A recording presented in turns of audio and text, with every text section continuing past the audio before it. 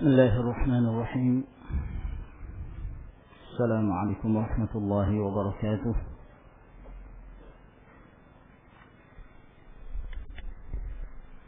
إن الحمد لله نحمده ونستعينه ونستغفره ونعوذ بالله من شرور أنفسنا ومن سيئات أعمالنا. من يهده الله فلا مضل له ومن يضلل فلا هادي له، وأشهد أن لا إله إلا الله وحده لا شريك له، وأشهد أن محمدا عبده ورسوله. يا أيها الذين آمنوا اتقوا الله حق تقاته ولا تموتن إلا وأنتم مسلمون. يا أيها الناس اتقوا ربكم الذي خلقكم من نفس واحدة وخلق منها زوجها وبث منهما رجالا كثيرا ونساء، واتقوا الله الذي تساءلون به والأرحام إن الله كان عليكم رقيبا. يا أيها الذين آمنوا اتقوا الله وقولوا قولا سديدا يصلح لكم أعمالكم ويغفر لكم ذنوبكم، ومن يطع الله ورسوله فقد فاز فوزا عظيما. أما بعد، فإن أصدق الحديث كلام الله تبارك وتعالى، وخير الهدي هدي محمد صلى الله عليه وعلى آله وسلم، وشر الأمور محدثاتها، فإن كل محدثة بدعة، وكل بدعة ضلالة، وكل ضلالة في النار.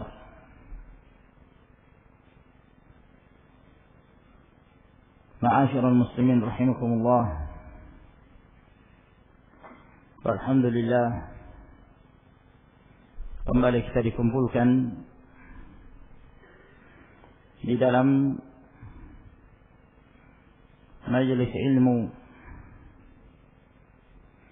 majelis yang kita senantiasa berkumpul pada setiap hari Rabu atau di malam Kamis, membahas kitab Sahih Al-Imam Al-Bukhari rahimahullahu ta'ala. Dan kita masih dalam pembahasan Kitabul Ilmi dari Sahih Al-Imam Al-Bukhari.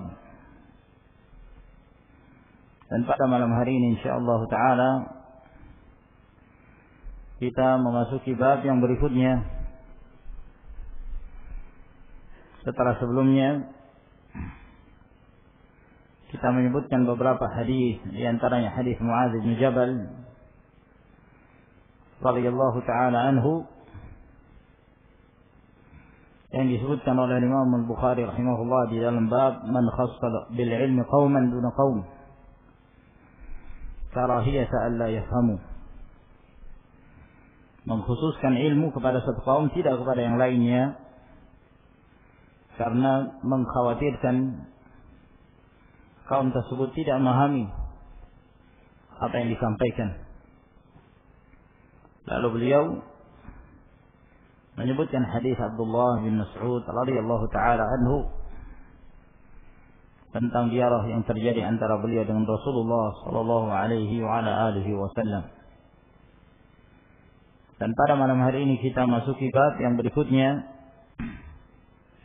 Berkata al-Imam Abu Abdullah Muhammad bin Ismail bin Ibrahim bin Mughirah ابن برديزبة الجعفي مولاهم البخاري رحمه الله تعالى.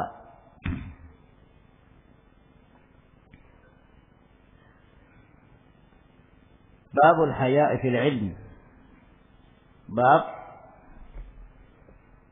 malu dalam hal menuntut ilmu. Al-Imam Al-Bukhari rahimahullah menyebutkan bab ini untuk menjelaskan bahwa bersikap malu yang dapat mencegah dia dari kebaikan dan menghalanginya untuk menuntut ilmu adalah perkara yang tercela. Malu secara umum adalah kebaikan. Namun malu yang terpuji di dalam syariah adalah rasa malu yang terdapat pada diri seseorang yang akan mengantarkannya memiliki sifat-sifat yang mulia. Sopan santun, memiliki al-khuluqul karim, akhlak yang mulia,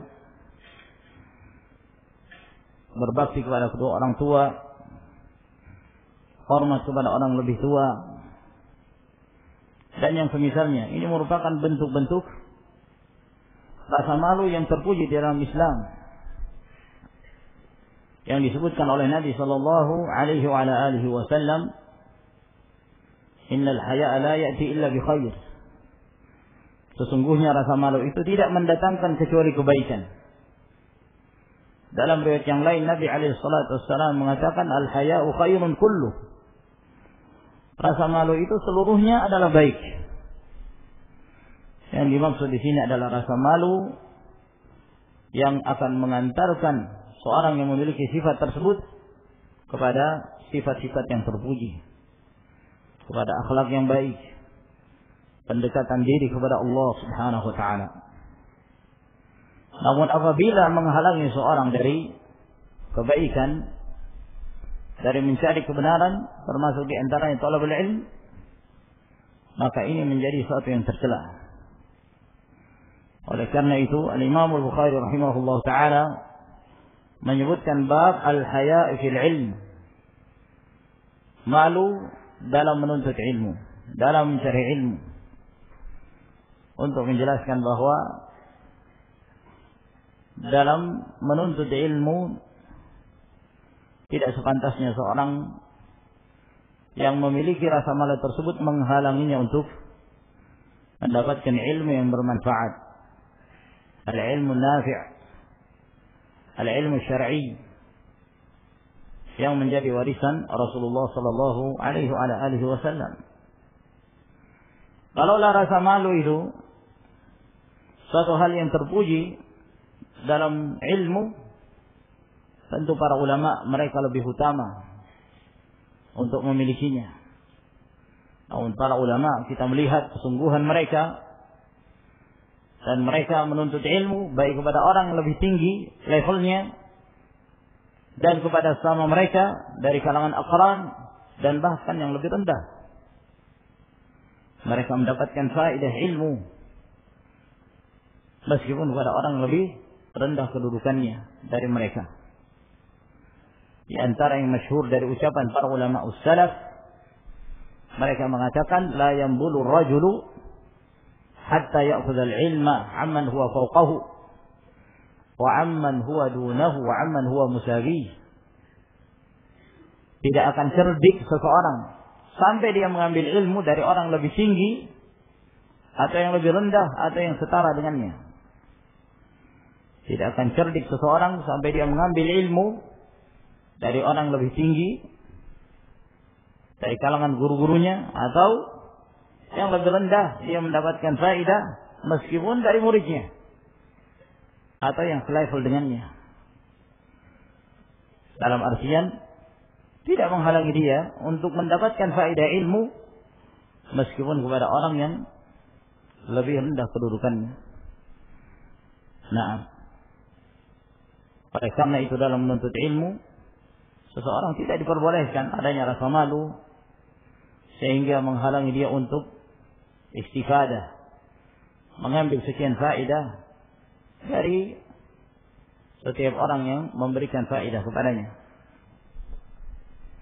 Lalu setelah itu beliau menyebutkan asar dari ucapan Mujahid rahimahullahu ta'ala.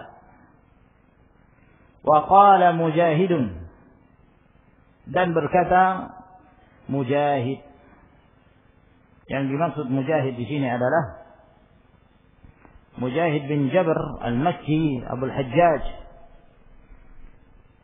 al-Makhzumi radhiyallahu ta'ala anhu wa rahimahullahu ta'ala. Beliau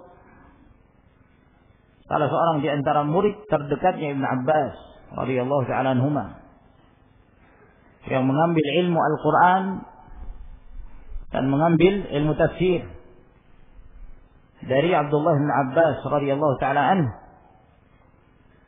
Yang kita mengenal Ibn Abbas, keilmuan beliau, dan dikenalnya beliau sebagai turjumanul Quran. Kata Abdullah bin Mas'ud radhiyallahu ta'ala anhu, ni'ma turjumanul Quran Abdullah bin Abbas. Sebaik-baik penafsir Al-Quranul Karim adalah Abdullah bin Abbas radhiyallahu ta'ala anhuma. Maka Mujahid bin Jabr radhiyallahu anhu, salah seorang dari kalangan tabi'in, mengambil ilmu ini dari Ibn Abbas. Beliau di antara yang beliau katakan, qara'tul Qur'an ala Ibn Abbas thalatha aradat uqifu 'inda kulli ayah.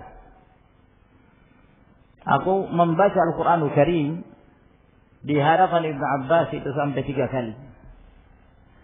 Di mana saya menghentikan Ibn Abbas radhiyallahu ta'ala anhuma pada setiap ayat. Beliau bertanya tentang penafsirannya. Bahkan dalam riwayat yang lain beliau mengatakan, "Aradtul Qur'an ala Ibn Abbas 30 marrah." Aku menghadapkan Al-Qur'anul Karim, bacaan Al-Qur'an kepada Ibn Abbas sebanyak 30 kali. Yang menunjukkan ketelitian dan keilmuan yang dimiliki oleh Ibn Abbas radhiyallahu ta'ala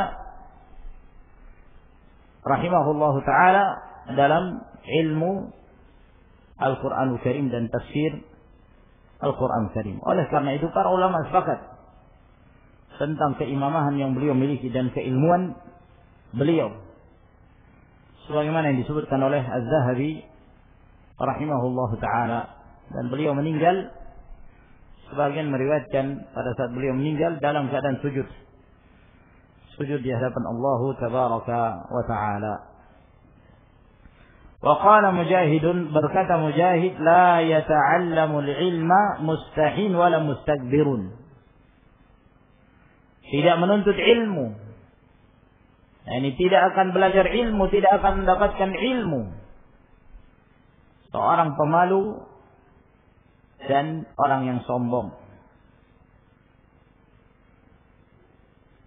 Ini perkataan Mujahid rahimahullahu ta'ala, disebutkan oleh Imam Al-Bukhari di dalam kitab ini secara ta'liq, tanpa sanad.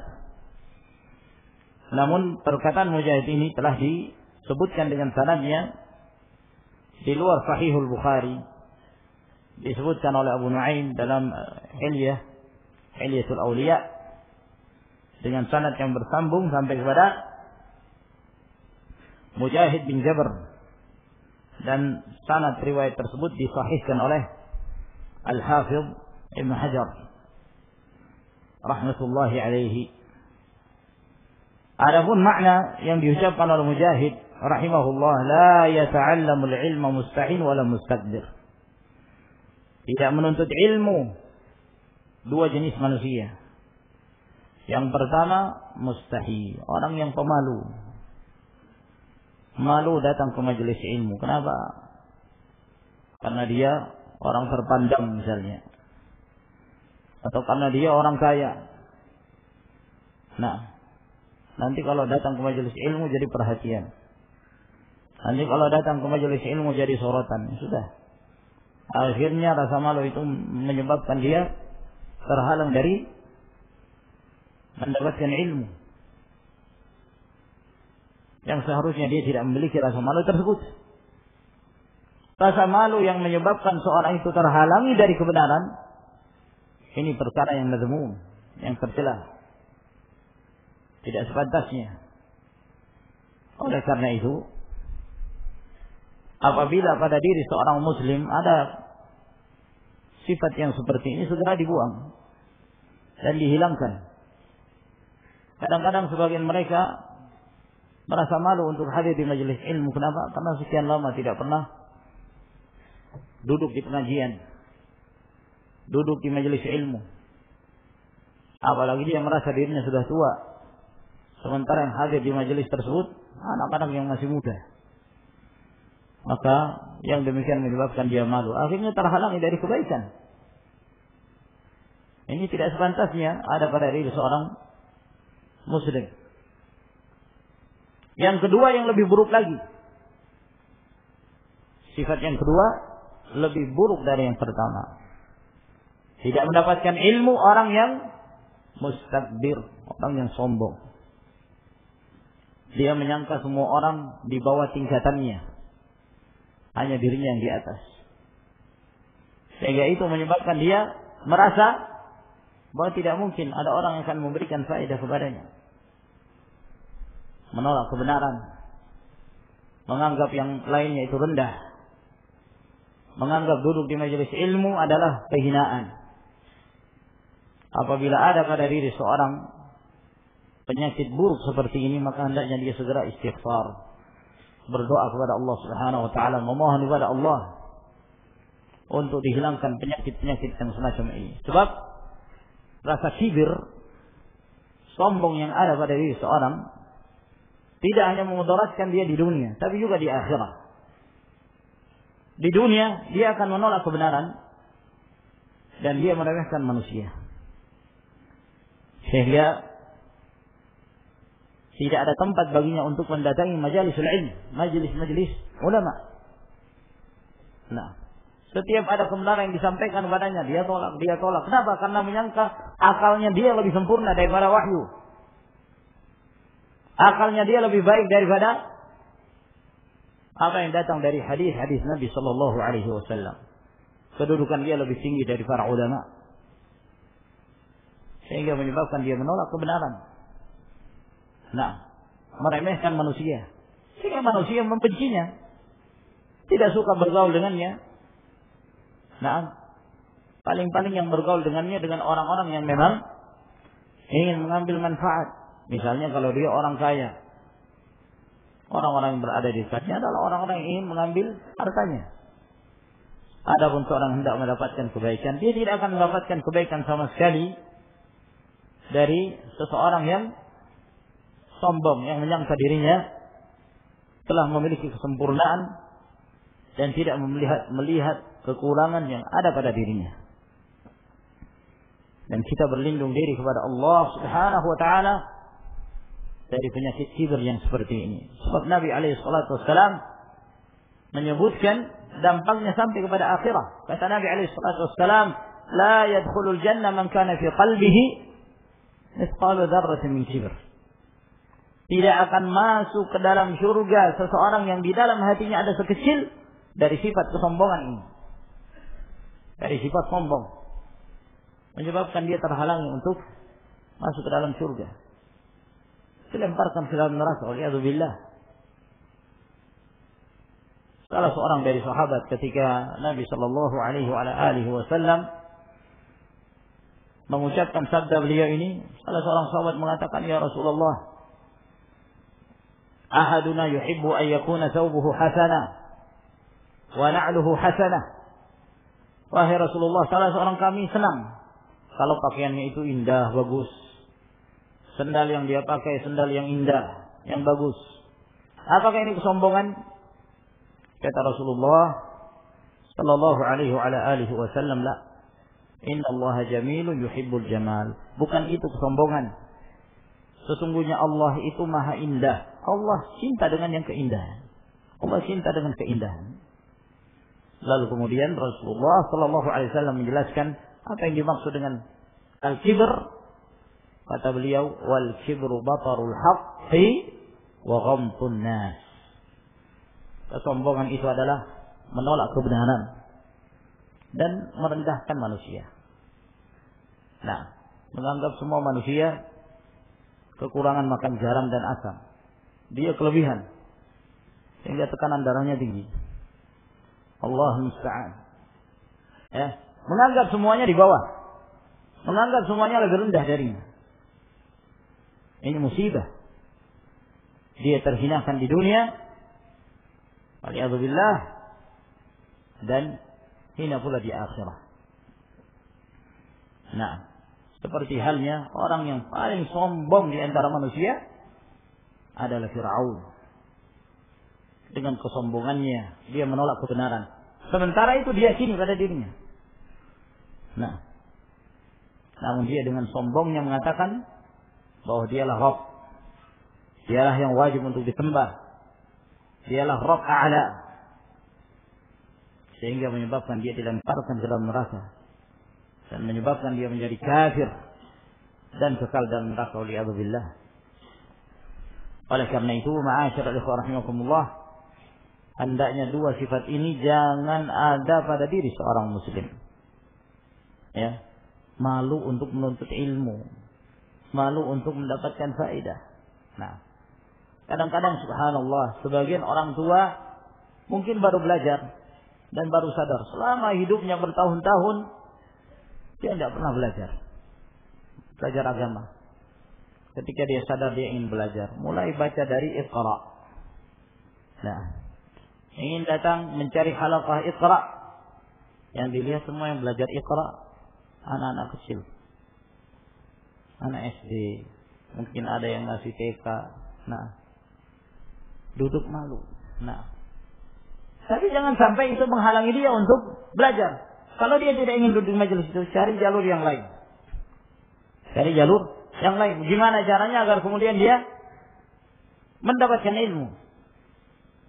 Ali bin Abi Thalib radhiyallahu taala anhu, ya, dalam riwayat Bukhari dan Muslim, beliau mengatakan, "Kuntu rajulan mazza'an fastahyaitu an as'ala Rasulullah sallallahu alaihi wasallam limakan ibnatihi minhu." Aku seorang yang sering mengeluarkan nadi. Nah, kata Ali bin Abi Thalib, aku malu untuk bertanya kepada Rasulullah sallallahu alaihi wasallam karena kedudukan saya sebagai menantunya Rasulullah alaihi salatu wasallam. Mau bertanya langsung malu. Sering mengeluarkan nadi. Ya, berarti kan hubungannya dengan kekeluargaan ini. Nah, mau bertanya, ya Rasulullah, mertua saya. Akhirnya itu tidak menyebabkan dia terhalang dari menuntut ilmu. Dia berusaha mencari jalur lain. Gimana caranya? Fa'amartul Miqdad. Maka saya pun perintahkan pada Miqdad, minta tolong tanyakan kepada Rasulullah sallallahu alaihi wasallam. Nah, setelah dia bertanya kepada Rasulullah sallallahu alaihi wasallam, maka Rasulullah sallallahu alaihi wasallam memerintahkan dia untuk membersihkan seputar kemaluannya, kemudian berwudu.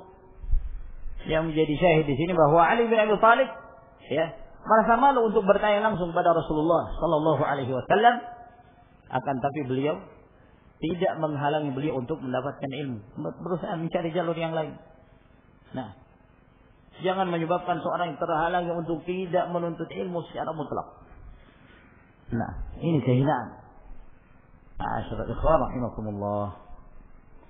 Waqalat Aisyah, dan berkata Aisyah radhiyallahu taala anha, ni'man nisaul amsar. Sebaik-baik wanita adalah wanita-wanita Ansar. Lam yamna'hunna al-haya'u ay yatafaqahna fid din. Tidak menghalangi mereka ada perasaan malu pada diri mereka untuk bertafaqquh fid din, mendalami agama Allah Subhanahu wa taala. Wanita-wanita Ansar adalah wanita-wanita pemalu. Mereka dikenal dengan sifat malunya mereka, dan itu adalah kebaikan. Nah, sifat malu adalah sifat yang positif, sepantasnya dimiliki oleh para wanita, sebab rasa malu inilah yang menyebabkan mereka berakhlak, yang menyebabkan mereka menjalankan syariat. Perhatikan para wanita sekarang, banyak yang tidak punya rasa malu. Nah, mereka keluar dari rumah mereka yang dipakai pakaian adiknya. Nah, tidak berhijab, tidak berjilbab, tidak menutup aurat. Allahul musta'an. Tapi kalau seorang wanita punya rasa malu, malu untuk keluar dalam keadaan dia menyingkap auratnya, ya, memperlihatkan rambutnya, dia merasa malu. Nah, oleh karena itu seorang wanita kalau dia punya rasa malu, maka dia menjalankan syariat Allah Subhanahu wa taala. Malu untuk menampakkan aurat. Nah, ya, dan dia beradab. Kata Nabi sallallahu alaihi wasallam ketika disebutkan di antara sifat Nabi alaihi wasallam bahwa Rasulullah sallallahu alaihi wasallam itu lebih malu dari wanita yang dipinit di dalam rumahnya. Nabi alaihi wasallam jauh lebih malu. Menunjukkan bahwa sifat malu terpuji baik bagi kaum lelaki demikian pula bagi kaum wanita. Nah, wanita-wanita Ansar, kata Aisyah radhiyallahu taala anha, sebaik-baik wanita itu wanitanya Ansar. Mereka punya rasa malu. Akan tetapi rasa malu mereka benar-benar ditempatkan pada tempatnya. Adapun dalam urusan yang tidak sepantasnya seorang itu malu, maka mereka tidak malu dalam hal itu. Kata Aisyah radhiyallahu taala anha, "Lam yamna'hunna al-haya'u ay yatafaqqahna fid din." Tidak menghalangi para wanita Ansar itu adanya perasaan malu pada diri mereka untuk menuntut ilmu agama Allah Subhanahu wa taala, mendalami agama Allah Jalla wa ala. Dalam urusan ilmu mereka sangat semangat. Oleh karena itu mereka datang kepada Rasulullah sallallahu alaihi wasallam minta agar diberi waktu khusus dari Nabi sallallahu alaihi wasallam secara langsung menasihati mereka, memberikan ilmu kepada mereka. Mereka merasa dikalahkan oleh kaum lelaki. Nah, sehingga Rasulullah sallallahu alaihi wasallam menentukan hari khusus untuk menasihati mereka, memberikan pada mereka ilmu. Nah, dan Aisyah radhiyallahu taala anha ketika beliau mengucapkan ini tentu ada sebabnya. Di antara salah satu sebab adalah yang disebutkan oleh Imam Al-Bukhari rahimahullah di dalam hadis ini, di mana Ummu Sulaim bertanya langsung kepada Rasulullah sallallahu alaihi wa ala alihi wasallam, dan Ummu Sulaim termasuk di antara wanita Ansar. Lalu berkata Imam Al-Bukhari rahimahullah, haddatsana Muhammad ibn Salam. Muhammad ibn Salam ibn al-Farj al-Bukhari al-Bikandi Abu Abdullah. Qala akhbarana Abu Muawiyah. Beliau berkata telah mengabarkan kepada kami Abu Muawiyah Muhammad ibn Khazim al-Dharir al-Kufi. Beliau berasal dari Kufah. Qala, beliau berkata, haddatsana Hisyamun. Telah memberitakan kepada kami Hisyam.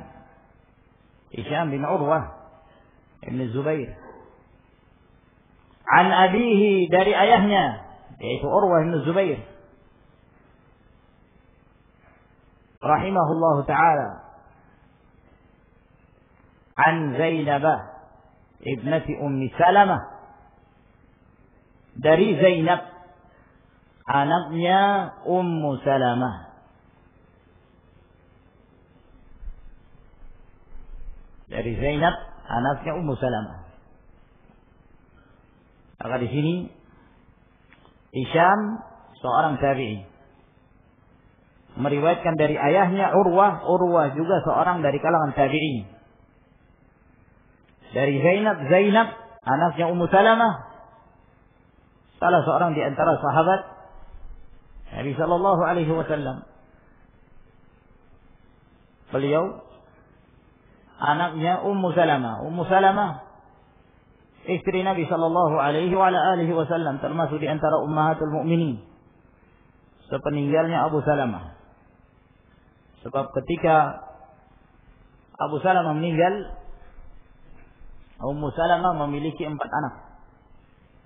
Yang paling sulung bernama Umar, kemudian Salamah, kemudian Zainab, kemudian Durrah. Umar, Salamah dan Zainab ini dari sahabat, termasuk di antara sahabat. Sehingga di sini riwayat Zainab seorang sahabat an Ummi Salamah, dari Ummu Salamah. Ummu Salamah juga sahabat Nabi sallallahu alaihi wasallam, bahkan Ummul Mukminin radhiyallahu taala anha, Hindun bintu Abi Umayyah. Namun beliau lebih masyhur dengan kunyah, lebih sering disebut dengan Ummu Salamah radhiyallahu taala anha, dan beliau adalah istri Nabi sallallahu alaihi wasallam yang paling terakhir meninggal di antara istri-istri Rasulullah sallallahu alaihi wa ala alihi wasallam. Yang paling pertama meninggal istri Rasulullah siapa? Siapa? Khadijah binti Khuwailid. Yang paling terakhir Ummu Salamah. Beliau meninggal pada saat terbunuhnya Al-Husain bin Ali bin Abi Thalib radhiyallahu taala anhu di Karbala. Beliau mendengarkan berita terbunuhnya Husain dan beliau sangat bersedih sekali, dan beberapa saat setelah itu beliau pun meninggal radhiyallahu taala anha. Jadi hadis ini datang dari Ummu Salamah. Qalat, beliau berkata, Ja'at Ummu Sulaim. Datang Ummu Sulaim. Ummu Sulaim adalah ibunya Anas bin Malik radhiyallahu taala anha. Ummu Sulaim bintu Milhan Al-Ansariyah. Diperselisihkan nama beliau. Ada yang mengatakan namanya Rumaisa, ada yang menyebutkan Rumaisa, ada yang mengatakan Rumailah, ada lagi yang mengatakan yang lainnya.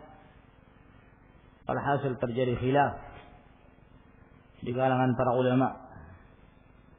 Dan Ummu Sulaim ini termasuk di antara wanita yang memiliki ilmu dan memiliki keutamaan. Bahkan disebutkan dalam Sahih Muslim dari hadis Anas bin Malik radhiyallahu taala anhu bahwa Nabi sallallahu alaihi wasallam pernah mengatakan, dakhaltul jannah fa sami'tu khashafatan. Suatu ketika aku masuk ke dalam surga, lalu kemudian aku mendengarkan ada suara dalam surga. Fa qultu man hada? Maka aku bertanya, siapa? Suara siapa ini? Maka mereka menjawab, hadhihi Al-Ghumaisa bintu Milhan Ummu Anas bin Malik. Wanita ini adalah Al-Ghumaisa. Disebutkan dalam riwayat Imam Muslim, disebutkan dengan namanya Al-Ghumaisa, yaitu Ummu Sulaim. Al-Ghumaisa bintu Milhan, ibunya Anas bin Malik radhiyallahu taala anhu. Maka ini kabar gembira dari Nabi sallallahu alaihi wa alihi wasallam terhadap Ummu Sulaim. Ja'at Ummu Sulaim ila Rasulillah sallallahu alaihi wa alihi wasallam. Datang Ummu Sulaim kepada Rasulullah sallallahu alaihi wa alihi wasallam. Faqalat, lalu Ummu Sulaim pun berkata, Ya Rasulullah, wahai Rasulullah, inna Allah la yastahi minal haqq. Sesungguhnya Allah subhanahu wa ta'ala tidak malu dari kebenaran. Lihat kecerdikan Ummu Sulaim. Sebelum beliau bertanya kepada Nabi sallallahu alaihi wasallam, beliau sudah menyebutkan muqaddimah.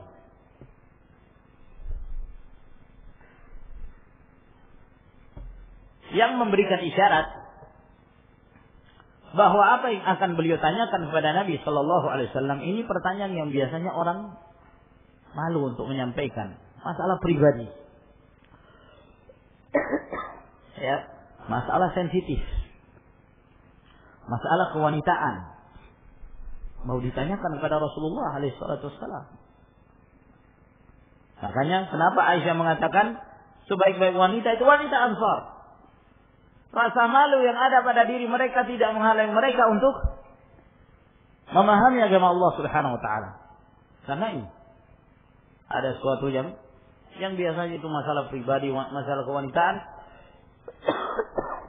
Namun karena pentingnya untuk mengilmui sesuatu itu, maka dia pun bertanya. Nah, Muslim datang kepada Nabi Sallallahu Alaihi Wasallam, dan sebelum beliau bertanya, maka beliau menyebutkan muqaddimah, pendahuluan. Inna Allah la yastahi minal haq. Allah itu tidak malu dari kebenaran. Dan ucapan Muslim ini diambil dari firman Allah Subhanahu wa taala. Allah Jalla wa ala berfirman, "Wallahu la yastahi minal haq." Allah itu tidak malu dari kebenaran. Dan di dalam hadis ini juga kita mendapatkan faedah bahwa di antara sifat Allah Subhanahu wa taala adalah sifatul haya, sifat malu. Allah itu Maha Pemalu. Tapi tentunya kita harus kembali kepada kaidah secara umum. Bagaimana kita dalam memahami sifat-sifat Allah Subhanahu wa taala. Kita menetapkan apa yang ditetapkan oleh Allah. Kita menetapkan apa yang ditetapkan oleh Rasulullah sallallahu alaihi wasallam dari nama-nama Allah dan sifat-sifatnya, namun tidak diperbolehkan kita menyerupakan sifat Allah dengan siapapun dari makhluknya. Tak boleh kita mengatakan ya, malunya Allah seperti malunya manusia misalnya. Kalau malu pada manusia itu kan berarti ada gerakan hati dan seterusnya ya, kemudian dibahas ya. Tak boleh seperti itu. Kita mengatakan Allah memiliki sifat malu, tapi malu bagi Allah adalah merupakan sifat kesempurnaan yang layak yang dimiliki oleh Allah Subhanahu wa taala. Laisa kamitslihi syai'un wa huwa as-sami'ul basir. Tidak ada yang menyerupai Allah Subhanahu wa taala sesuatu apapun. Allah itu as-sami'ul basir. Allah Maha mendengar, Allah Maha melihat. Allah melihat, Allah mendengar, tapi penglihatan dan pendengaran Allah tidak sama dengan makhluknya. Sifat-sifat Allah dengan kesempurnaan, termasuk di antaranya sifat malu. Ya. Bahkan di antara nama Allah Subhanahu wa taala Al-Hayyu. Bedakan, ada Al-Hayyu, ada Al-Hayyu. Kalau Al-Hayyu seperti dalam ayatul kursi, Allahu la ilaha illa huwal hayyul qayyum. Ya-nya dua yang bertasydid. Tapi yang kita sebutkan di sini adalah Al-Hayyu. Ya-nya tiga. Al-Hayyi, kemudian tasydid ya dua. Al-Hayyu. Itu maknanya Allah Subhanahu wa taala Maha Pemalu. Dan di antara bentuk malunya Allah Subhanahu wa taala, Allah menepati janjinya. Allah tidak mengingkari janjinya. Itulah malunya Allah. Di antara malunya Allah Subhanahu wa taala, Allahu Jalla wa ala senantiasa mengabulkan permintaan hambanya ketika hamba itu memohon kepadanya.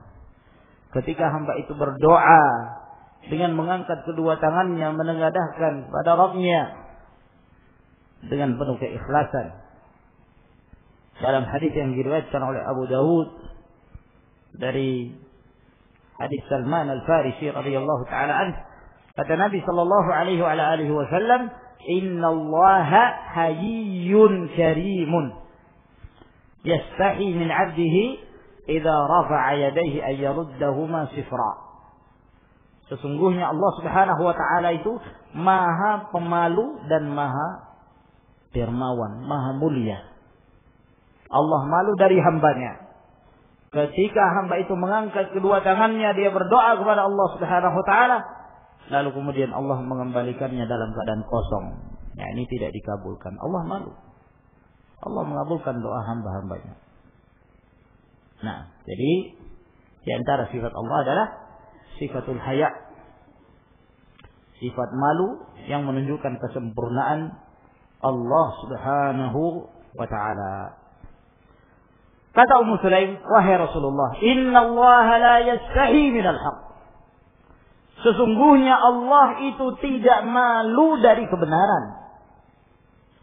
Lalu setelah itu beliau pun menyebutkan permasalahannya. Nah, beliau menyebutkan permasalahannya. Kata beliau, "Fahal 'alal mar'ati min ghuslin idza ihtalamat?"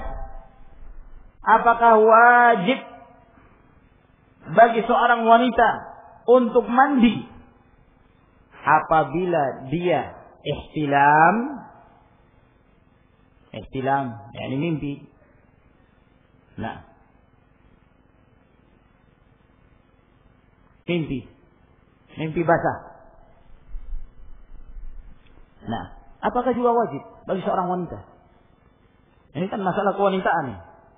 Ya, dia bertanya tentang suatu yang merupakan khususan wanita. Apakah wajib bagi seorang wanita? Kalau ada seorang wanita tidur, kemudian ketika dia tidur dia mimpi melihat sesuatu, mimpi basah, apakah juga wajib untuk mandi? Nah, sampai disebutkan dalam riwayat yang lain, ya, Aisyah radhiyallahu taala anha, dia mengatakan kepada Ummu Sulaiman, "Fawaqtin nisa, kamu sudah mempermalukan para wanita di hadapan Nabi sallallahu alaihi wasallam. Kamu sudah mempermalukan para wanita di hadapan Nabi sallallahu alaihi wasallam." Ini enggak sepantasnya kamu mengucapkan dan mempertanyakan hal ini di hadapan Rasulullah. Ya. Nah, tapi Ummu Sulaim radhiyallahu taala anha, beliau seorang faqihah. Nah, makanya beliau mengatakan, "Innallaha la yastahi minal haq." Allah itu kan tidak malu. Kalau itu kebenaran, ya perlu untuk diketahui, perlu untuk ditanyakan kepada Nabi sallallahu alaihi wasallam. Apakah wajib bagi seorang wanita untuk mandi apabila wanita itu ihtilam, mimpi basah?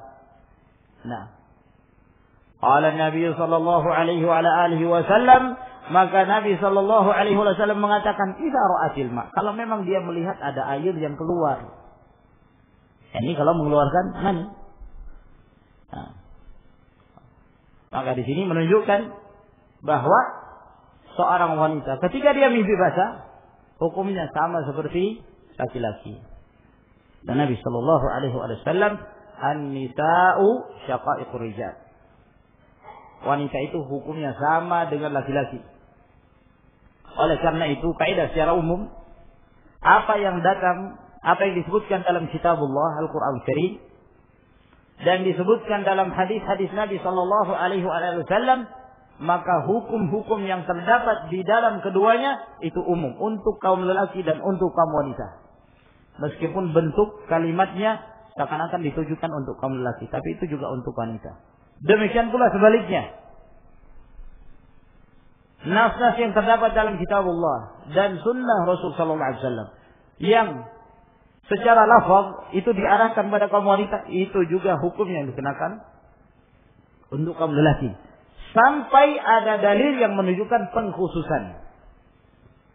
Sampai ada dalil yang menunjukkan pengkhususan bahwa ini khusus untuk kaum lelaki, yang ini khusus untuk kaum wanita. Nah, asal hukumnya untuk seluruh kaum lelaki dan wanita. Seperti misalnya ketika Allah Subhanahu wa taala berfirman, "Ya ayyuhalladzina amanu." Wahai orang-orang yang beriman. Lafaz alladzina amanu ini kan bentuk-bentuk muzakkar untuk kaum lelaki. Sebab kalau wanita tentu disebutkan dengan lafaz allati amanna. Allati amanna. Bukan alladzina amanu, alladzina amanu secara zahir untuk laki. Untuk kaum lelaki. Namun apa yang disebutkan oleh Allah Subhanahu wa taala untuk kaum lelaki, maka itu pula yang ditujukan untuk kaum wanita. Ya ayyuhalladzina amanu kutiba alaikum as-shiyam. Diwajibkan atas kalian berpuasa. Alaikumus-shiyam. Allah tidak mengatakan alaikunna. Ya, alaikum bentuk muzakkar untuk kaum lelaki. Maka ini juga diarahkan kepada kaum wanita. Begitu pula sebaliknya. Kalau ada lafaz yang secara zahir untuk kaum wanita, itu juga untuk kaum lelaki. Ketika Abdullah bin Mas'ud radhiyallahu ta'ala mengatakan, ya, dan beliau menyandarkannya kepada Nabi sallallahu alaihi wasallam, beliau mengatakan, "La'anallahu al-washimat wal mustawshimat." Ya. Allah Subhanahu wa taala melaknat wanita yang bertato dan wanita yang mentatonya, wanita yang menyuruh untuk mentato, yakni wanita yang mengarahkannya untuk bertato. Nah, lafadznya washimat, bentuknya muannas, yang diarahkan kepada para wanita. Sehingga ada yang mengatakan bahwa bertato itu hanya dilarang untuk kaum wanita saja, laki-laki boleh. Subhanallah. Nah, padahal ini semua adalah bentuk-bentuk yang terlarang, sebab illatnya apa? Yang disebutkan oleh Allah Subhanahu wa taala, taghyiru khalqillah, merubah-rubah ciptaan Allah Subhanahu wa taala. Termasuk di antaranya tato. Nah, termasuk di antaranya tato.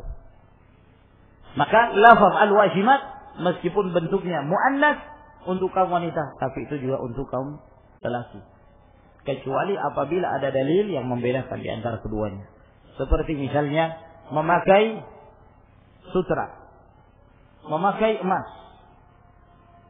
Nabi SAW dengan jelas membedakan di antara keduanya. Uhillat zahabu wal hariru bi'inasi ummati wa hurrima ala dhukuriha. Dihalalkan emas dan kain sutra untuk wanita dari kalangan umatku. Adapun untuk lelaki diharamkan atas mereka. Maka Nabi SAW membedakan di antara keduanya. Dan begitulah kita dalam menyikapi setiap nas yang ada dan setiap amalan. Termasuk di antaranya tata cara salat.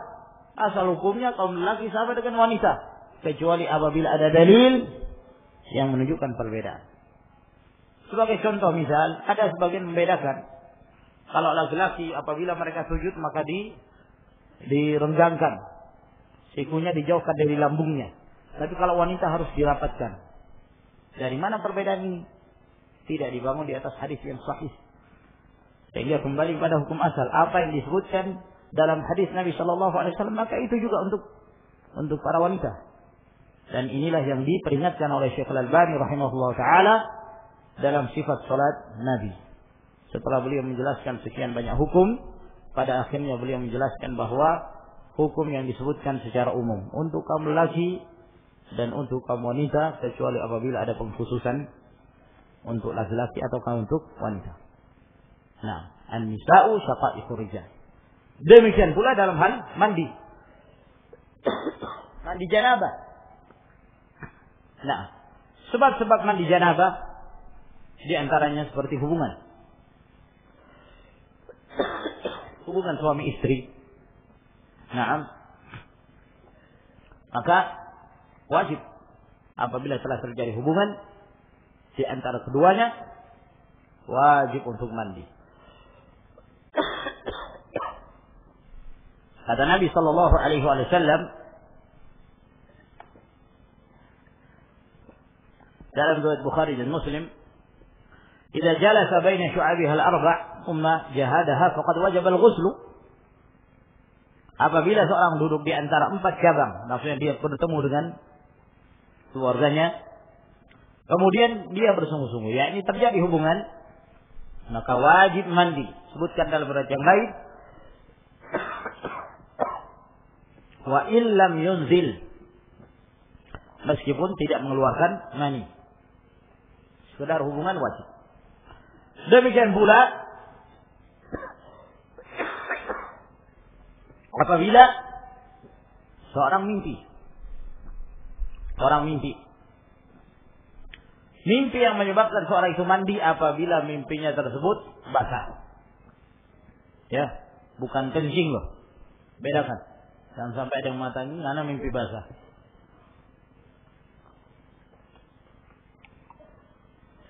Sengaja diberi tanbih ini karena ada yang memahami kalau seorang kencing di atas tempat tidurnya juga wajib mandi janabah.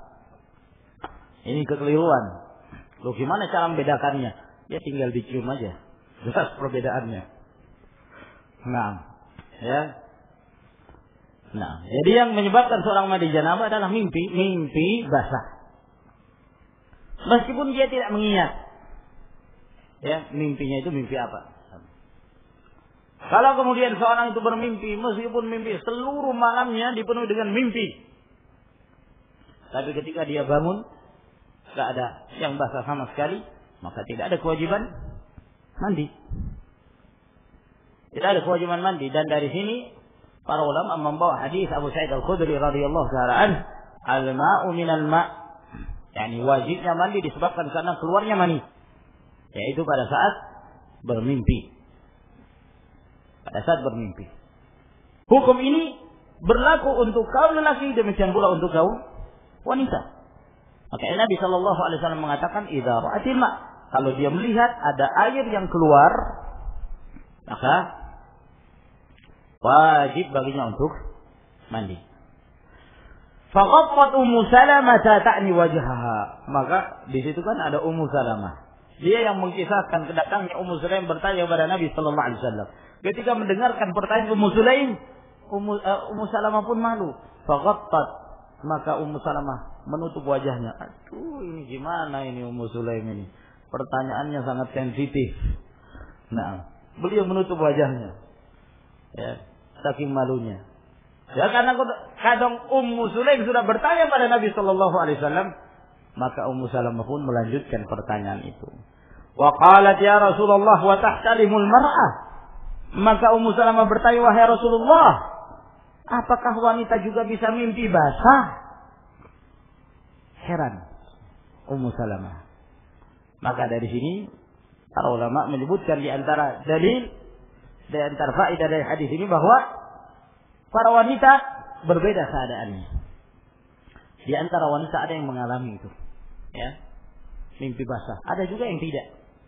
Termasuk di antara yang tidak mengalami itu Ummu Salamah radhiyallahu ta'ala anha.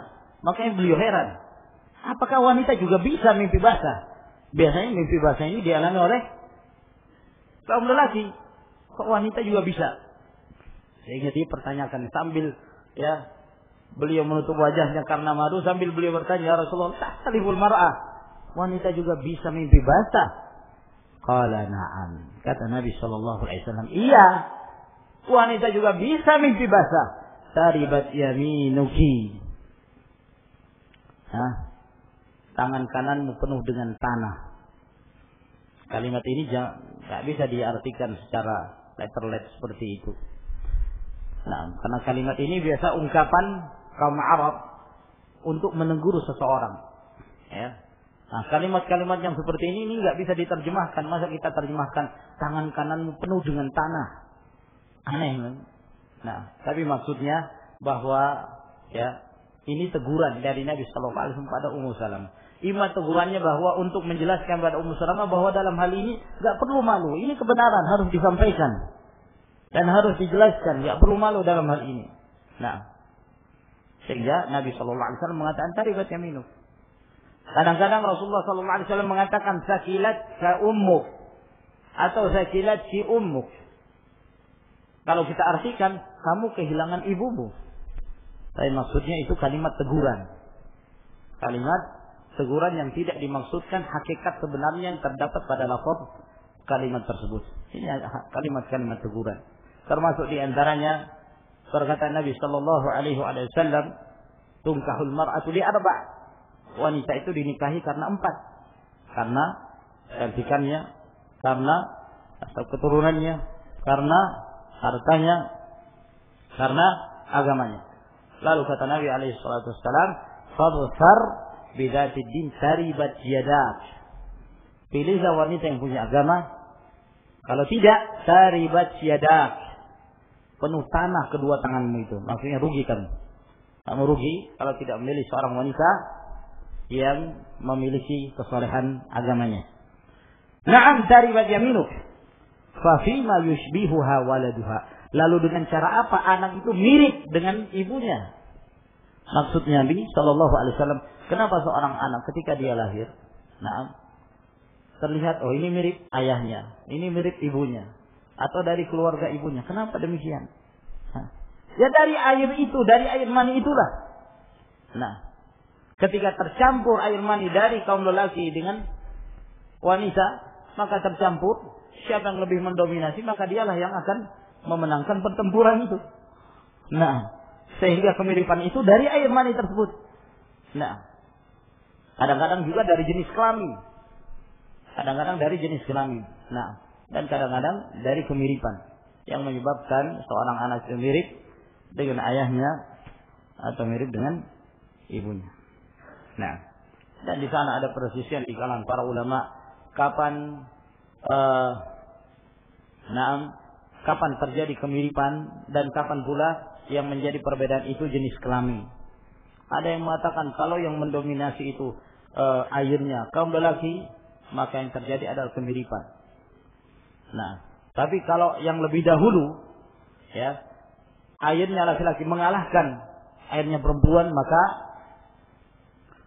yang muncul ada jenis kelamin yang mengarah ke laki-laki. Nah, ada lagi yang mengatakan sebaliknya. Ya, ada lagi yang mengatakan sebaliknya, dan itu semua dengan izin Allah Subhanahu wa taala. Maka ini insyaallah taala yang kita jelaskan pada pertemuan kita di malam hari ini. Semoga Allah Subhanahu wa taala memberi manfaat dari apa yang telah kita pelajari pada malam hari ini. Wallahu taala a'lam bis-shawab. Akhiru da'wana alhamdulillahi rabbil alamin.